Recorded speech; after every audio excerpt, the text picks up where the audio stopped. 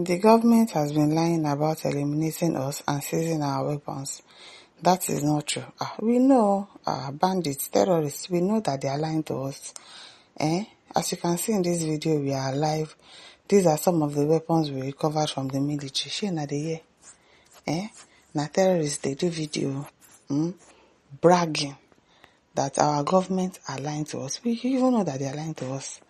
Meanwhile, these people are using their phones to do this thing. And our government is telling us that they cannot track this phone and find those people to where they are and do something. Probably use drones or whatever to locate them.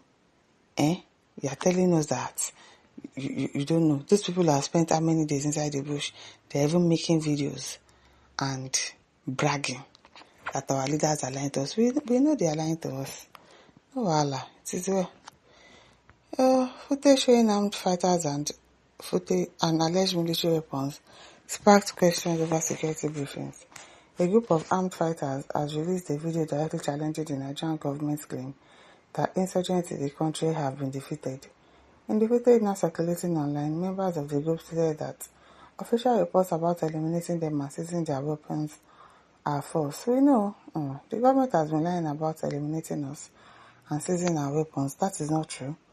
As you can see in this video, we are live. A spokesperson for the group said in the clip.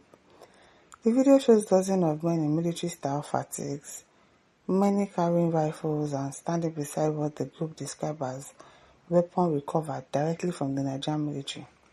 In the military, they collected their weapons. The display included AK pattern rifles, machine guns, and ammunition boxes. The location and date of the recording could not be independently verified at the time of publication. If the claims in the videos are accurate, it raises serious questions about how military-grade equipment ended up in the hands of non-state actors. Of course, it will end up in their hands. The other time they went into their military cantonment, their barrack, to go and buy to buy their brigadier general to attack them. Of course, they would have been able to recover their equipment, their weapons from them at the time they went to attack them. So that's very possible. Security experts know that weapons lost can occur through battlefield captures, ambushes on convoy, attack on forward buses, or leakage from armories. Each scenario points to gaps in operational security that requires investigation. The Nigerian Armed Forces have previously acknowledged that insurgents sometimes capture equipment during raids. In official briefings, the Defense Headquarters has also reported recoveries of large weapons cache from insurgent hideouts. The new video complicates the public narrative by suggesting the group retains significant firepower and are willing to display it openly. Security analyst says the video is aimed at undermining public confidence in government statements. Propaganda is a core tool for these groups, said a conflict researcher based in Abuja. Showing fighters alive with weapons counters the technically defeated narrative and is meant to embarrass authorities while boosting recruitment. The release has triggered strong reactions online. Many Nigerians are demanding clearer, more transparent updates on the security situation, not just press statements.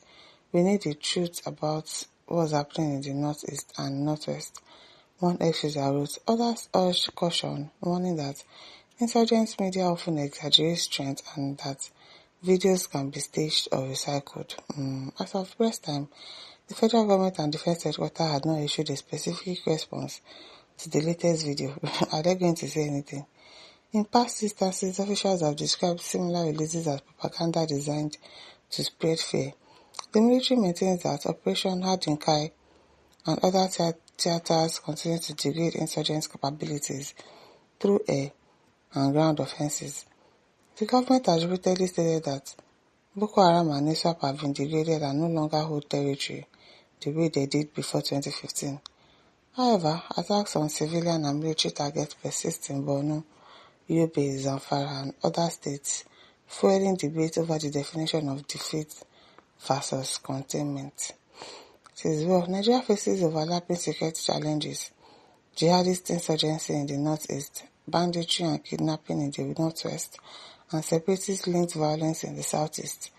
Analysts argue that each conflict feeds public skepticism when official briefing appears to conflict with events on the ground. It is well. Caesar says, shame to Nigerian government. Do they have shame? They don't have shame now. Emi Sami says there is no need at all for army or security agents to be publicizing their own efforts when they have opportunity to deal with these lunatics.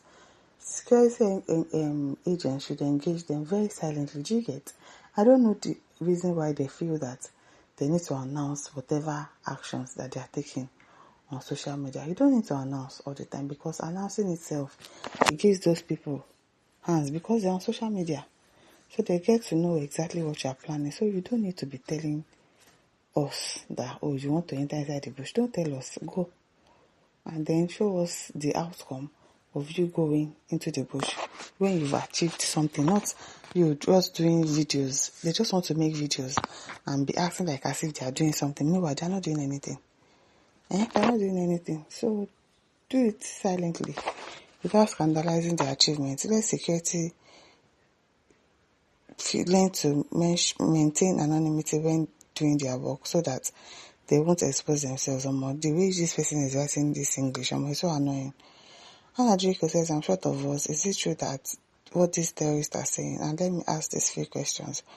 What are our security personnel saying or doing about this? Who are you asking? I don't understand.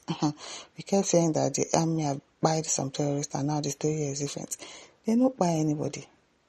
Even when they catch them, they arrest them. Yesterday, at Ibejileki, they caught some terrorists yesterday, and they allowed them to go freely. I don't understand. Like, why? Why are you allowing? They arrested them. I was hoping that the people would do something, jungle justice or whatever, because at this level, that is where we have gotten to. Don't hand them over to police. Why are you handing them over to police? They'll come back. Because police will release them. Oh, Julia, that's why I said one day Nigeria will be free. You brag with weapons and manpowers all you want, but the Almighty never sleeps nor slumber. He alone has the final say over Nigeria, not you all. Bayo Eduardo says it's not your fault, but the fault of those who are afraid to buy. Lest to me, I would prefer to buy to allow a member of my family to pay you a dime for my release. It is well.